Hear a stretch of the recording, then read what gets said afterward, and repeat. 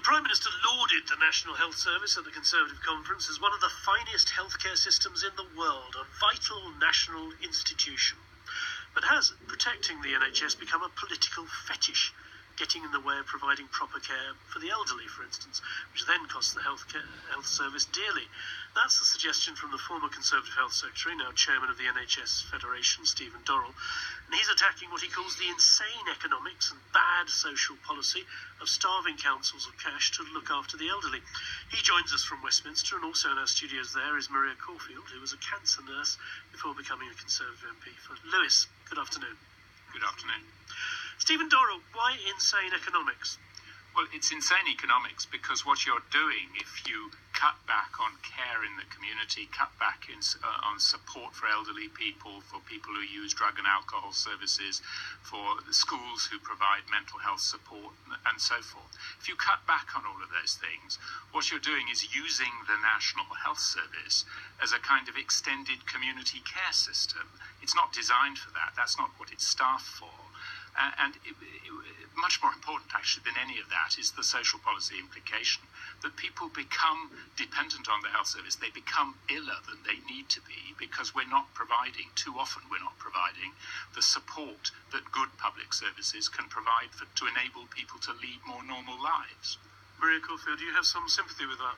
I do, and there's definitely an argument that says if you don't fund social care properly, the NHS will end up picking up the costs somewhere down the line anyway. But for me, it's not an either-or argument.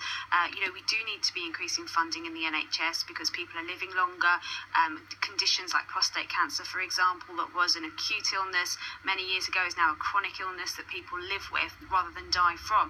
So we do need to invest in new technology and new treatments, but that shouldn't be at the expense of funding social care properly. What do you think about that, Stephen Dorrell? Of course I'm in favour of properly funding the National Health Service. I'm strongly in favour of that. But what I'm also in favour of is ensuring that people have support to lead lives that don't lead them to depend on the health service unnecessarily. That way we deliver the best possible health care to those who need the acute services of the health service, but we also enable people to lead more normal, healthy lives in the community rather than becoming dependent on NHS services when they don't need to be. We should not accept that demand for NHS services is a given.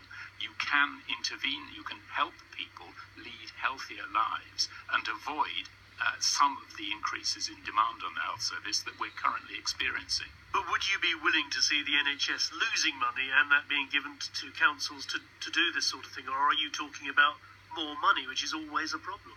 Well, when Simon Stevens set out the 5-year forward view for the NHS, he made it clear that the additional resources that the government provided for the health service in last year's spending round, that would suffice, provided the full range of public services within which the health service works were themselves funded. Now, Simon Stevens, chief executive of NHS England, was himself on the record this summer saying if there's more money to be spent, it should be spent on social care, partly for economic reasons, but we should get away from the economics and focus on people's lives.